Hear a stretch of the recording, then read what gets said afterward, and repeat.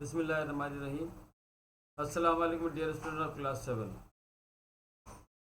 हम ग्रामर में active voice और पैसिव वॉइस की तरफ जा रहे हैं, लेकिन उससे पहले मैं चाहता हूं, क्योंकि एक्टिव पैसिव का ताल्लुक टेंसेस से ही है, और मैं चाहता हूं कि आपको एक ऐसी एग्जाम्पल दे दूं कि सारी ज़िंदगी वो एक एग्जाम्पल आपके लिए कारगर रहे। तो मैंने टेंसेस के कुछ चार्ट बनाए जो आपके सामने मैं जो पेश कर रहा हूँ, वन बाई वन मैं आपको दे, तो उसको तवज्जो से देखिएगा और एक एक चीज़ आपको अब याद करनी है, उसको समझना है, असल चीज़ें समझना। ठीक, तो देखिए सबसे पहले ये है प्रेजेंट इंडेफिनिट। देखिए उर्दू में भी लिखा है सेंटेंस और अंग्रेजी में भी। प्रेजेंट इंडेफिनिट में देखिए कि ये इसकी एक सबसे अहम बात यह है कि इसमें आज की आदत नज़र आती है, कोई काम करता है, कोई शख्स करती हूँ, करते हैं वगैरह। और इसकी बेसिक जो कीवर्ड है वो इसका फर्स्ट फॉर्म ऑफ वर्ब है, subject, first form verb and उसके बाद उसका जो है ऑब्जेक्ट आता है। तो नॉर्मली ये एक एग्जाम्पल है प्रेजेंट इंडेफिनिट की, जिसको आप एक एक, इसके अंदर ये भी दिया गया है ही, शी, इट के साथ भी है। इसमें तमाम तकरीबन सब्जेक्ट है, I, we, you, he, she, they, it, नाम, नेम इस्तेमाल करके, ताकि हर किस्म के सब्जेक्ट जो है आपको सामने आ सकें, आपकी एग्जाम्पल उसको देख सकें। अब आती है बारी जनाब पास्ट इंडेफिनिट की। पास्ट इंडेफिनिट में देखिए इसकी जो पहचान में है वो है पास्ट, खत लिखा, फुटबॉल खेली, काम किया, सांप को मारा, बिरयानी खाई। और वर्ब की सेकंड फॉर्म इसकी जो है वो इसकी पहचान है, कीवर्ड सब्जेक्ट के बाद वर्ब की सेकंड फॉर्म आती है, ये इसकी पहचान है। तो जब आप पास्ट इंडेफिनिट लिखेंगे तो याद रखिए सब्जेक्ट के बाद हमेशा वर्ब की सेकंड फॉर्म आएगी, और सिंपल सेंटेंस में हमेशा सेकंड फॉर्म ही आती है वर्ब में।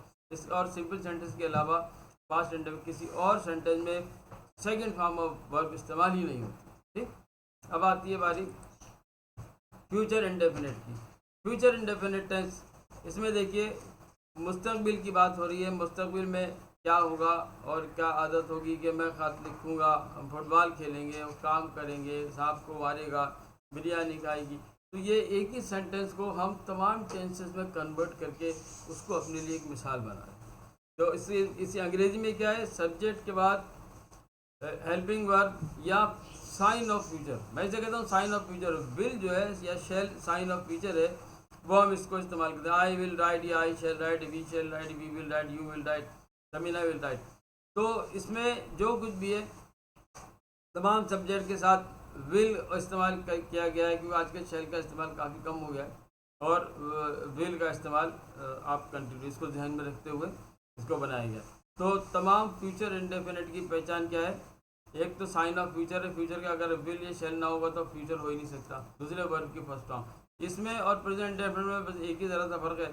प्रेजेंट इंडेफिनिट के अंदर अगर आप सब्जेक्ट और विल लगा दें तो वो फ्यूचर इंडेफिनिट हो जाता है, और इसी प्रेजेंट फ्यूचर इंडेफिनिट का विल बाहर निकाल दें तो प्रेजेंट इंडेफिनिट हो जाता है। ठीक, तो ये है फ्यूचर इंडेफिनिट। उसके बाद बारी आती है जनाब प्रेजेंट कंटिन्यूस। प्रेजेंट कंटिन्यूस में कोई काम आज के दौर में मुस्तकिल चल रहा हो, कंटिन्यू चल रहा हो, उसे कहते हैं प्रेजेंट। इसमें कोई काम मैं खत लिख रहा हूँ, फुटबॉल खेल रहे हैं, बैंक में काम कर रहे हैं, आदमी साहब को मार रहा है, दावत या बिरयानी पका रही है, और खुद ब खुद मशीन चल रही है।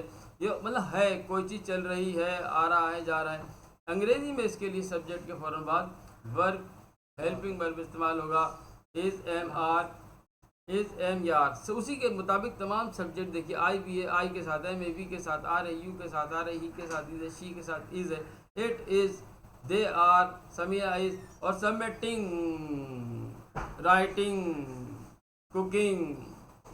अब देखिए प्लेइंग में, फुटबॉल में देखिए नहीं है, वी आर प्लेइंग नहीं लिखा। अब you have to find it, you have to correct it, we are playing.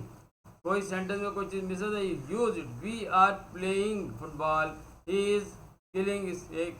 तो इसमें कंटिन्यूस टेंस की एक पहचान है टिंग फॉर्म, यानी फोर्थ फॉर्म प्रोग्रेसिव में, जिसमें आई एन जी इस्तेमाल हो रहा है, तो उसके बगैर कंटिन्यूस नहीं होता, इवन कि इन पैसिव वॉइस में। तो ये जहन में रखिए कि लाजमी है कि इसके अंदर टिंग फॉर्म हो, तभी वो कंटिन्यूस टेंस बनेगा। तो ये प्रेजेंट कंटिन्यूस। उसके बाद आगे चलते हैं हम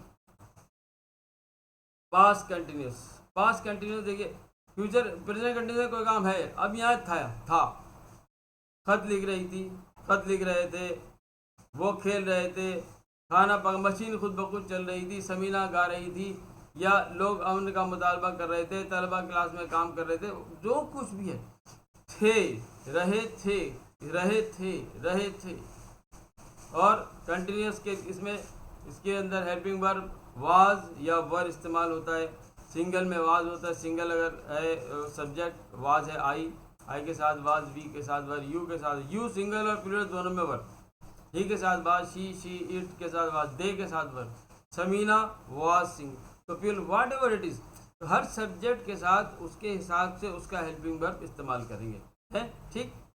वाज और वर ये इसका कीवर्ड है, इसके साथ आएगा आईएनजी फॉर्म। आईएनजी फॉर्म यानी जिसे हम कहते हैं प्रोग्रेसिव, और मैं कहता हूँ टिंग की आवाज़, प्लेइंग, वर्किंग, ये होना चाहिए ठीक। उसके बाद अगला सेंटेंस है फ्यूचर कंटिन्यूस। फ्यूचर कंटिन्यूस का पैसिव वॉइस नहीं होता, लेकिन ये क्योंकि हमें आपको टेंसेस में देना है तो you to understand. I will be writing, I will be, I will writing नहीं होगा, I will be writing, we will be writing, you will be working, he will be killing. और उर्दू में क्या है, रहा होगा, खत लिख रहा होगा, काम कर रहे होंगे, खुद ब खुद मशीन चल रही होगी, अमन का तकाजा कर रहे होंगे, रहे होंगे फ्यूचर बात ठीक। तो इसके ध्यान में रखिए। आगे चलिए जनाब, प्रेजेंट परफेक्ट। प्रेजेंट परफेक्ट में कोई काम खत्म हो चुका है, प्रेजेंट है, इसमें याद रखिए सब्जेक्ट के बाद हैव या हैज हेल्पिंग वर्ब इस्तेमाल होगा और वर्ब की हमेशा थर्ड फॉर्म होगी, वर्ब की हमेशा थर्ड फॉर्म होगी।